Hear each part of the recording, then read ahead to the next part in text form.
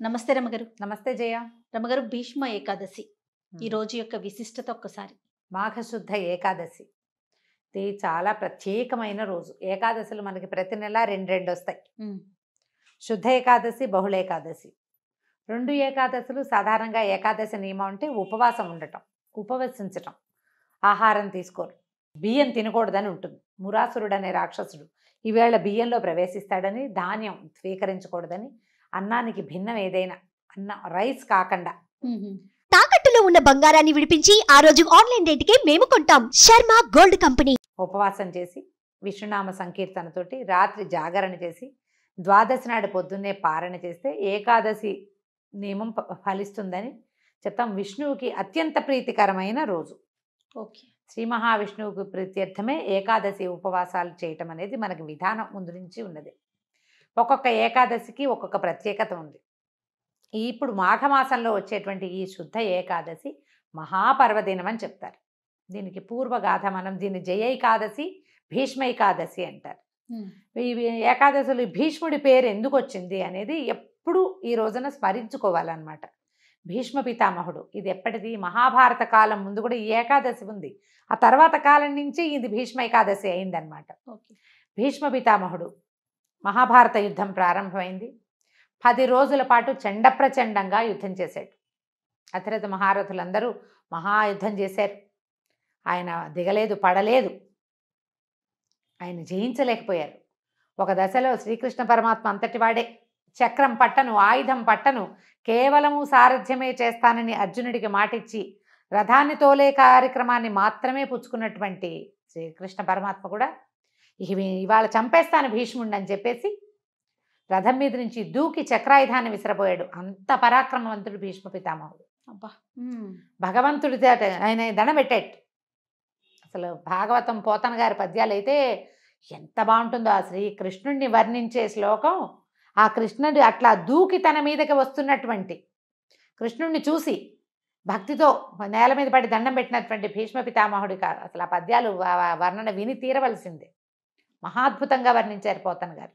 వ్యాసుల వారు చెప్పిందే వీరి భావన ఇంకా అద్భుతంగా ఉంటుంది.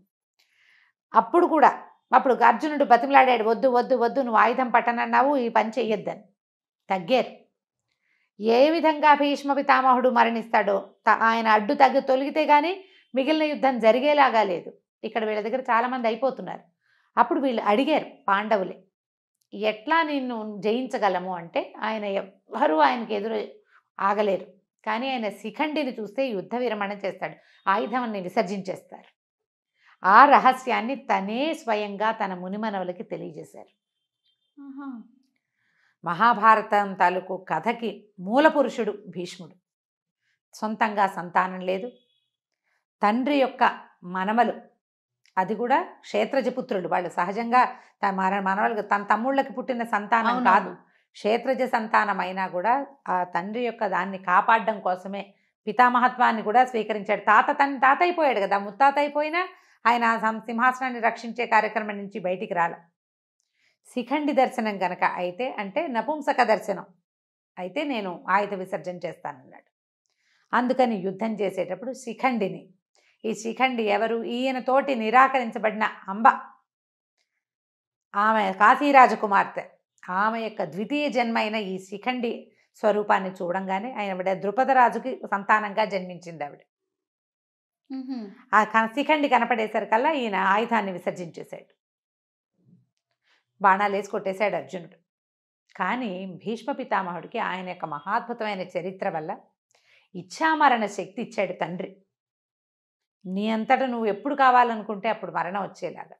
అప్పుడు ఆయన ఏమనుకున్నాడంటే, నేలను పడిపోతే శరీరం అంతా బాణాలు గుచ్చుకుపోయినాయి, పడుకునే పరిస్థితి లేదు. అంపశయ్య ఏర్పరిచాడట అర్జునుడు. బాణాలతోటి ఆయన శరీరం నేలకి తగలకుండా అట్లా గాల్లో ఆపి పెట్టేలాగా.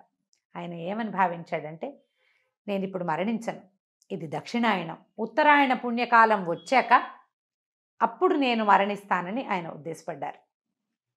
ఆయన అనుకున్నట్టుగానే మార్గశిర మాసంలో భారత యుద్ధం మొదలైతే, ఇంచుమించుగా మార్గశిర శుద్ధ ఏకాదశిలే గీతా జయంతి అని చెప్పుకుంటాం. ఏకాదశి ద్వాదశుల్లో యుద్ధం మొదలైంది అనుకుందాం. ఏకాదశి కావచ్చు, ద్వాదశి కావచ్చు. కాస్త ఒకరోజు అటు ఇటుగా కొన్ని పాఠభేదాలు ఉన్నప్పటికీ మార్గశిర మాసంలో 10-11 రోజులు 12 రోజుల్లో 11-12 రోజులు అంటే అక్కడి నుంచి 10 రోజుల తర్వాత 10వ నాటి యుద్ధంలో పడిపోయారు భీష్మ పితామహులు. అంటే ఆ ఒక 5 రోజులు ఏకాదశి నుంచి ఏకాదశి అనుకుందాం పోనీ, ఏకాదశి, ద్వాదశి, త్రయోదశి, చతుర్దశి, పౌర్ణమి అవో 5 రోజులు. మళ్ళా పాడ్యమి, విధియ, తదియ, చవితి, పంచమి, సప్తమి, షష్ఠి రోజుల్లో వీరు భూపతనం చెందారు, పడిపోయారు. అప్పుడు అంపశయ్య మీద చేరితే మార్గశిర నుంచి మధ్యలో పుష్యమాసం పోయి మాఘమాసం వచ్చేదాకా యుద్ధం పరిసమాప్తి అయిపోయింది, దుర్యోధనుడు మరణించాడు, ఇవన్నీ జరిగిపోయి వీళ్ళు పట్టాభిషేకం జరిగే సమయమో జరుగుతోందో అప్పుడు ఈ వీరు మరణించారు. అప్పటి వరకు ఆయన శయ్య మీద అట్లా ఉన్నారు. ఉత్తరాయణం కోసం సూర్యుడు ఉత్తర దిశ వైపుకి తిరిగే సమయం వరకు వేచి ఉండి ఆయన పూర్తిగా తిరిగాక ఉత్తర దిక్కుకి వాలిన తర్వాత అప్పుడు ఆయన అప్పుడు మరణిస్తే ఊర్ధ్వగతులు, ఉత్తమ గతులు లభిస్తాయి, ఈ జన్మానికి సాఫల్యం లభిస్తుందని ఆయన అట్లా ఉండిపోయారు. ఈ దశలోనే విష్ణు సహస్రనామాలు చెప్పారు. ఆహా, విష్ణు సహస్రనామాలు భీష్మ ఉవాచ అని ఉంటుంది. అవునవును. భీష్మ పితామహులు చెప్పింది. మా ధర్మరాజు తరచుగా ఆయన్ని సందర్శించి ఎన్నో ధర్మ సూక్ష్మాలు తెలుసుకున్నాడు ఆయన దగ్గర నుంచి. అయితే ఈ సప్తమి నాడు, రథసప్తమి నాడు మన సూర్యభగవానుడు ఉత్తర దిక్కుకు తిరిగిపోతాడు పూర్తిగా. అవును. కొన్ని ఈ వేల సంవత్సరాల క్రితం ఈ సంక్రమణాలు అవన్నీ కూడా కొంచెం అటు ఇటుగా జరిగేవని, ఈ సప్తమికి దగ్గరలోనే సంక్రమణం జరిగి ఉండొచ్చని కూడా ఒక పాఠం ఉంది. దాని మీద అంత గొప్ప వివరణ నాకు పెద్దగా అవగాహన లేదు, అక్కడక్కడ పెద్దవారి దగ్గర వినటమే. అష్టమి నాడు నుంచి ప్రాణం మొదలుపెట్టారని, ఏకాదశి దాకా అంటే ఈ ప్రాణాలు పంచప్రాణాలు ఒక్కొక్కటి వెళ్ళినాయని, అష్టమి, నవమి, దశమి, ఏకాదశి నాడు పూర్తిగా ప్రాణ విసర్జన చేశారని, ప్రాణాలు వదిలిపెట్టారు. ఏమనాలని, ప్రాణోత్కర్షణ అలాంటి పదం ఒకటి వాడతారు. పూర్తిగా తన జీవాన్ని వదిలిపెట్టారని చెప్తారు. ఓకే. అష్టమి నుంచి ఏకాదశి దాకా ఈ దశ నడిచింది అని చెప్పే పాఠము ఉంది. మరి సప్తమి నాడే సూర్యుడు ఉత్తరం వైపుకి తిరిగిపోతే ఈయన ఏకాదశి దాకా ఎలా జీవించి ఉన్నారు? సూర్యుడిని చూడగానే వెళ్ళిపోవాలి కదా. అదే ఇక్కడి నుంచి మొదలుపెట్టి అలా జరిగిందని ఒక పాఠం. అయితే వీరు ఇంత మహాభక్తులు భీష్ముడు, తర్వాత మహాద్భుతమైనటువంటి చరిత్ర కలిగిన వాడు, అత్యద్భుతమైన భక్తిపరాయణుడు, భగవంతుణ్ణి నేరుగా కంటితో చూడగలిగిన వాడు. ఆయన యొక్క మరణం ఏ రోజునైతే జరిగిందో ఆ రోజున ఆయన పేరుతోటే భగవత్ప్రీతికరమైనటువంటి ఏకాదశిని ఆయన పేరుతోటే పిలవాలని శ్రీకృష్ణ పరమాత్మ ఆదేశించారని చెప్తారు. ఇలాంటి ముక్తి, ఈ రకంగా ఇచ్ఛామరణంతో ముక్తిని సాధించగలిగిన వాళ్ళు ఇంకా ఎవ్వరూ మనకి ఏ కథలోనూ, ఏ చరిత్రలోనూ, ఏ పురాణంలోనూ చెప్పలేదు. అంత అత్యద్భుతమైన వ్యక్తి భీష్మ పితామహుడే. ఆయన చరిత్ర మొదటి నుంచి, ఆయన పుట్టుక నుంచి మరణం దాకా ప్రతి విషయము అత్యద్భుతంగానే ఉంటుంది. అయితే ఇంత అత్యద్భుతమైన వ్యక్తి ఇంత బాధాకరమైన మరణం కోసం వేచి ఉండే కార్యక్రమం ఎందుకు జరిగింది అంటే, ఎవరైనా కర్మశేషాన్ని అనుభవించవలసిందే. ఓహో, ఆయనది అనుభవించటానికే ఉన్నారేమో అంతేనంటారా? అనుకోవాలి. ఎందుకంటే ఈ ద్రౌపది వస్త్రాపహరణం జరిగేటప్పుడు, పాండవుల పట్ల అన్యాయం జరిగేటప్పుడు ఆయన కొంత మౌనాన్ని వహించాల్సి వచ్చింది.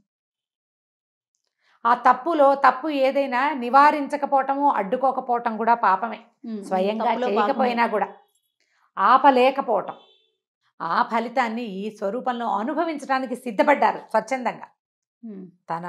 తన తప్పిదం ఉంది, ఆ తప్పిదాన్ని ఆయన స్వయంగా అనుభవించడానికి ఎంత సామర్థ్యం కావాలి. అలాంటి సమర్థవంతుడైనటువంటి వ్యక్తి యొక్క పేరుని, ఈ కథను తలుచుకుని భీష్మ ఏకాదశి నాడు విష్ణు పూజ చేస్తే అత్యద్భుతమైన ఫలితం లభిస్తుంది అని చెప్తారు. వైకుంఠ ఏకాదశి ఎంత పుణ్యప్రదమైనది, ఎంత అత్యద్భుతమైన ఫలితాన్ని ఇస్తుందో అలాంటిదే ఈ మాఘమాసంలో వచ్చే భీష్మ ఏకాదశికి కూడా అటువంటి ఫలితం లభిస్తుంది అని చెప్తారు.